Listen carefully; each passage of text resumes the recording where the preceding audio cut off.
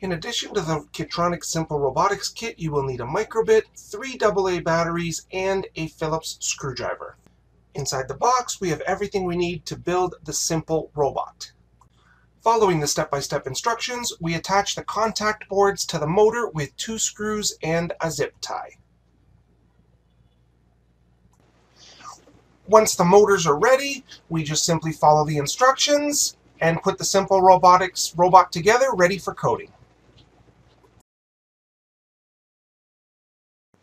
The Simple Robotics Kit gives you the full functions of the microbit, including the LED display and all of the sensors and push buttons in a nice platform.